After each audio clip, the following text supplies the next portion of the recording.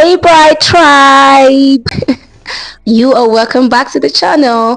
Thank you so much. And if this is your first time here, you are absolutely welcome. God bless you. Please do well to subscribe to this family, okay? And as you do so, God bless you. So in our previous video, we talked about potentials, skills, and our gifts and our talents that God didn't deposit that for us. We are to share it, we are to give it out, we're to allow it to find expression. If you have not seen that video, a link will be in the description box below. Please do well to check it out, okay? So today we're going to be talking about those little minions that the enemy will send our way. Yeah, the very moment you make that decision that, okay, I'm going to allow God to take over, I'm going to allow that which is in me to just shine out and all of that, the enemy won't just fold his arms and just watch you do that. Because he knows if he allows that, God will be glorified in you, and he doesn't want that. All he wants to do is destroy everything that God is doing with you, in you. And I just want to share it with us so that we can be able to identify these enemies of our potential. Without no further ado, let's just get into them. The first one I'm going to be talking about is fear. Is having faith in the impossible. You are focused on all the things that could go wrong rather than the things that will go right. For example, David, we know the story of David with Goliath. Imagine if David focused on all that could go wrong rather than all that will go right. Oh my God, look how big Goliath is. If I miss any step and I eventually get in his hands, I'll be shredded to pieces. Oh no, I don't think I want to try this. If he had focused on that, guess what? That giant wouldn't have been brought down. Another example is Esther. You know the story of Esther, right? Oh my God. If the king does not stretch for his scepter, I am as good as dead. I don't think I want to take these chances. Imagine if she did that. Then her people wouldn't have been liberated, right? And so you see, the only thing that can combat fear is faith. That's a God-given mode of operation. When fear would tell you, oh, Goliath is so big that I can't kill it, faith will say it's so big, I can't miss it. Plus, God did not give us the spirit of fear. Rather, he gave us the spirit of power. Each time you see fear trying to creep out, you know where that is coming from. Definitely not from the spirit of God. If you allow fear to continue to rule over you, then you would never be able to know that which you can do. So, in order to maximize your potentials, your skills, and your talents, and all that God has deposited in you, you need to combat fear with faith. Number 2 enemy of our potential is discouragement. Most things in life that are worth having requires patience and perseverance. Sometimes on the very first try, it might not be all wow. Guess what discouragement will do? On the second try, it's going to be like, well, you tried it the first time, it didn't work, so why do you want to try it again? So you feel discouraged. But unfortunately, our potentials, our gifts, and our talents are sacrificed on the altar of discouragement. Because we tried 99 times, it didn't work. Who told you that the 100th time is not going to be the one time that would work? But you just gave up. You see, God will not give you any dream if he knows that you cannot be able to accomplish it. No, he will not give you anything that he knows is beyond you.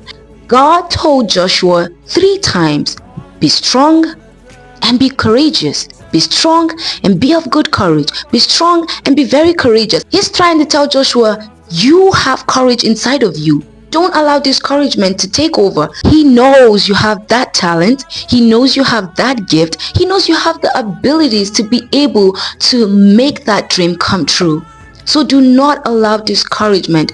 You must learn to neutralize discouragement with hope and with the word of God. The third enemy of our potential is procrastination. Aren't we all guilty of this? Oh, I'll just wait until I get married, or when I have a good job, or I'll just wait until I start to have children. Maybe I'll be able to do this.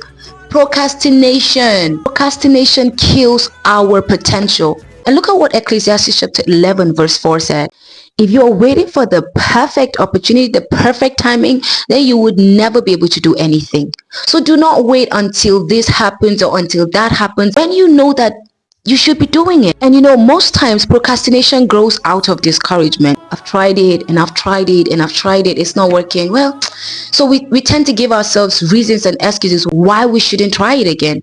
So you must destroy procrastination by not giving yourself any reasons, any excuses to not try again. All right. The fourth one is the opinion of others. Let me give you a little story.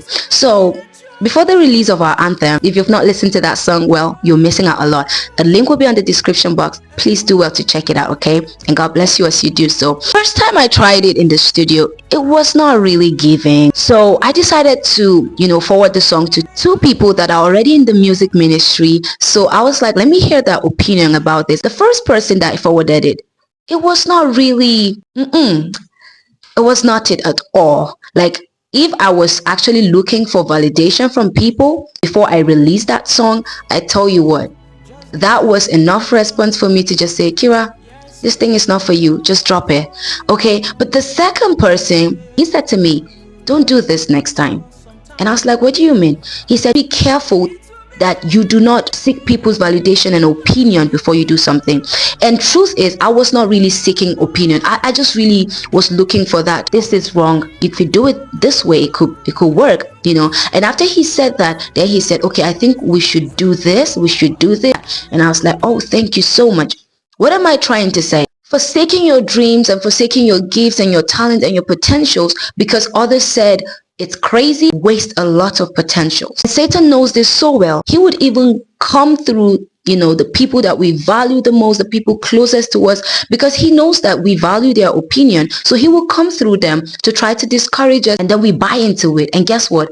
Our potentials are just gone like that. We should learn from Jesus. Coming into Jerusalem for the Passover, and the people were cheering him and all of that.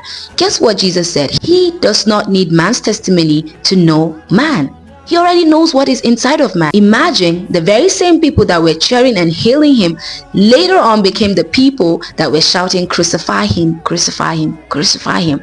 Now imagine if Jesus really took their cheering and their accolades and their hailing to heart. Imagine what that would have done to him. Appreciate accolades, but do not require it. Remember, you're supposed to be performing for the audience of one, and that is the Lord Jesus Christ. If he would applaud you and give you the accolades and tell you, well done, then it doesn't matter if everyone is saying woo to you, okay? Even if they're saying that to you, just know that you are successful already. So please, learn to be independent of the opinions of others. Take positive criticism, take advices and all of that. Learn to just put them where they should be. Last one is comparison. Yes, comparison kills. It kills our potential. Because comparison will either produce discouragement or false pride. Oh, this person is doing way better than me. You don't even know how long this person has been doing this. You don't know what the person has sacrificed. You don't know any of this, but you're trying to compare yourself that he's doing better than you. And so you feel discouraged. Or false pride, because now you feel like, oh, I'm better than this person. I mean, look at me. I'm doing way better. I have this. I can do this. False pride is coming. And who knows, maybe God wants better for you, but you're so comfortable with where you are because you feel like you're better than Lady Rose behind you. Understand that whenever you compare yourself with others, whether favorably or unfavorably, you forfeit the opportunity to become all that God wants you to be. So do not compare yourself at all to anyone. God created you with your own specific blend of personality, skill, talent, gift, and abilities for you to fulfill your own specific purpose. So you must understand that you are unique, you are irreplaceable, and you are an original. So do not try to copy another, okay? Be yourself. God bless you so much, and I love you guys so much. I'm always praying for you guys that God will continue to really, really bless you and cause his face to shine upon you and help you in everything that you do. Till I see you again, remain blessed. Bye.